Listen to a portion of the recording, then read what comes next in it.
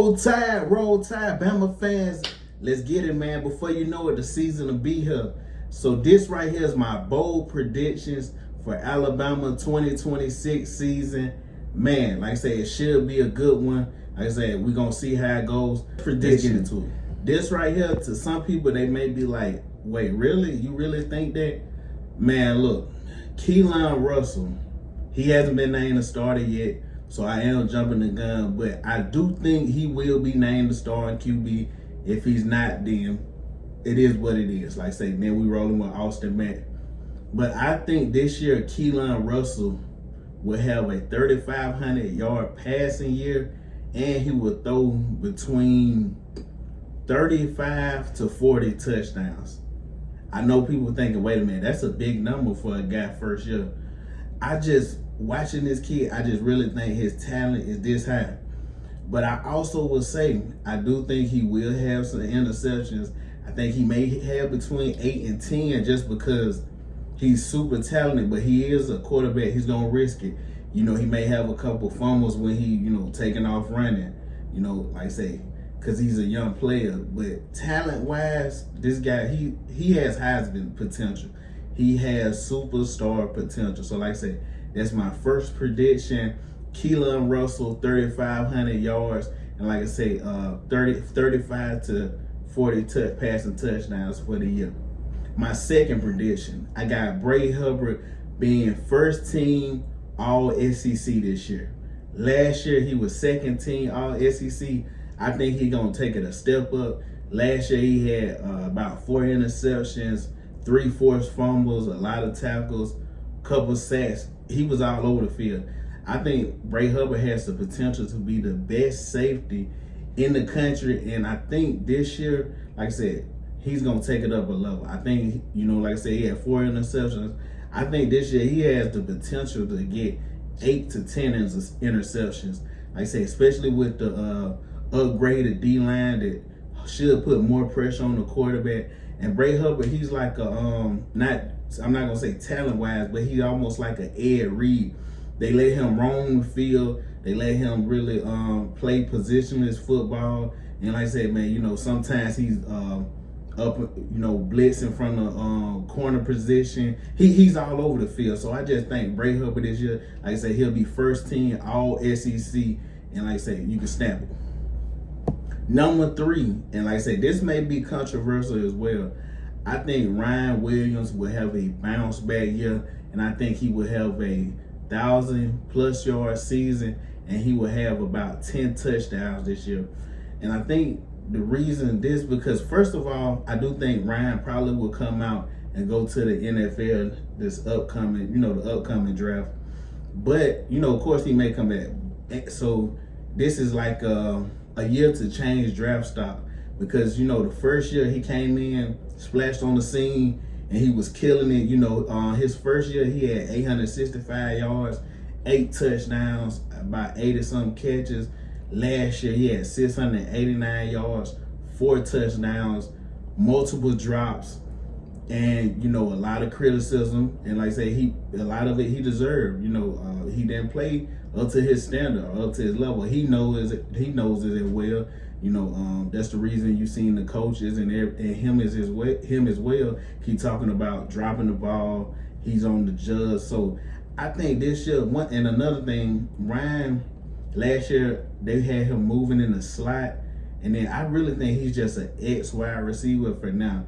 Maybe he'll get to that point that he's better inside and can play inside and out. But at this juncture of his career, I think he's more comfortable playing the X. That's when he can, physically and, he's really athletic. That's when he can do all the stuff when the ball's in the air and catch it with the spin moves and all that. That's just more natural for him. When you in that slot, it's a smaller window that you got to, work with, and you got to be real precise. Like I say, when he's on a streak and stuff, I think that's more his game. And I think Keelon Russell would complement that as well, because Keelon has a better arm than Ty Simpson. I don't know if people realize that. Keelon has a better arm talent than Ty Simpson, and he can move with the ball. And Ryan is a type of wide receiver that, like I say, he's a freak athlete. he's real slim, but I don't think people realize how good of an athlete he is. So I think when Keelon sometimes escaping the pocket, Ryan may be running, boom, catch him in the back of the end zone. Like I said, I just think he'll have a big year this year. And if you look at Alabama wide receivers over the years, a lot of them had sophomore slumps, and then they picked it up. And I also think with the wide receiver room we got, it will help Ryan as well, because like I said, you got Cedric Morgan, you got a lot of guys, you got a lot of talent around you, so they can't just key in on you always. So they can't always just have a corner and a safety over the top. It's gonna be some times that you got one-on-one coverage, and I like Ryan in that position. So like I said, I got Ryan Williams with a bounce back year this year. Number 4, I think Bama defense will have a top 10 defensive unit this year. You know, of course, we seen last year glimpses of what this defense possibly could be. And of course, you know, all these, you know, based upon if you can stay healthy. But Bama defensive backfield is one of the best in the nation. You got, like I say, you got Dijon Lee, you got Xavier, you got, like I said, mentioned earlier, you got Bray Hubbard. You got a plethora of guys, freshmen that's come in. So I just think that's gonna be probably the strongest unit that I could just say right now for the team. You know, we're not sure about the defensive line because, you know, they got, you know, new people coming in, and then like I said, it's mixed up. But I do think the defensive backfield will be a staple for this team. Like I said, we seen last year, you know, with Xavier Brown when they was playing Tennessee, how he could flip field and then, you know, take a 99-yard pick to the end zone. Dijon Lee, it's a lot of talent around them. Like I say, that a bunch of guys that's when the ball's in the air that they can come down with it.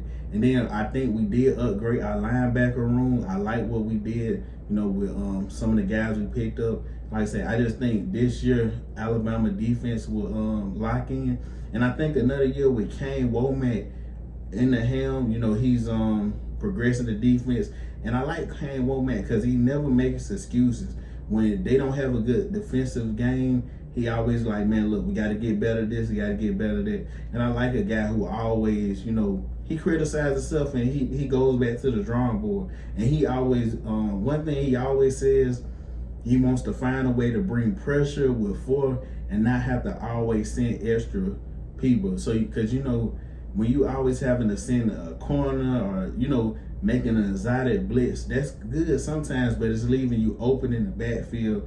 And when you can, like I say, if you could get home with 4, we've seen, you know, the dominant Alabama teams when they could had dominant D lines and they could just get home with 4.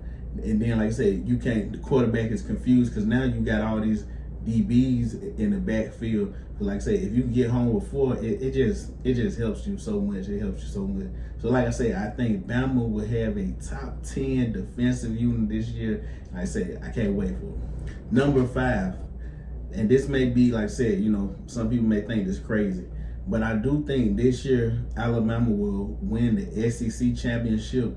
I didn't say the national championship. We'll wait to do that at a later date. But I do think this year they will bring the SEC championship back to Tuscaloosa. I think that we've seen progression with Keelon DeBoer teams. And if people pay attention, this right here is really Keelon DeBoer roster now. We've seen in the previous years, you know, he had, you know, he still had a couple pieces that from Nick, you know, Nick Saban when he was there. And he didn't have the whole team together. Now, you see, even with the new recruiting classes coming in, he's still recruiting at Alabama at a high level. I hope people are paying attention to this because Keelon DeBoer gets a lot of, you know, he gets a lot of criticism. And sometimes I agree with it, but sometimes it's too much because you got to realize you're in a new age of college football. And Bama fans, we can't compare nobody to Nick Saban. That's one thing. Can't compare nobody to Nick Saban. But you also got to realize this is a new age of college football. Like I said, you with the NIL deals, the transfer portals, you know, year to year is going to be so different. You may, like I said, you seen Indiana last year. You may have a team improve like this. So I think, like I said, Bama will win the SEC championship this year. I'm not going to say who I think they'll be playing there yet. You know, some people may have some guesses. But like I said, we'll see what happens. And hey, Alabama fans, let me know in the comments. And anybody, other team fans, come in here. I already know what y'all gonna say. Alabama overrated, this and that. But Bama fans, let me know what y'all think about the upcoming season. What players you think will be key factors for the team? Who you think will I missed out on the list, and you think that will be a pivotal player this year? So like, comment, subscribe, share, and I catch you next time.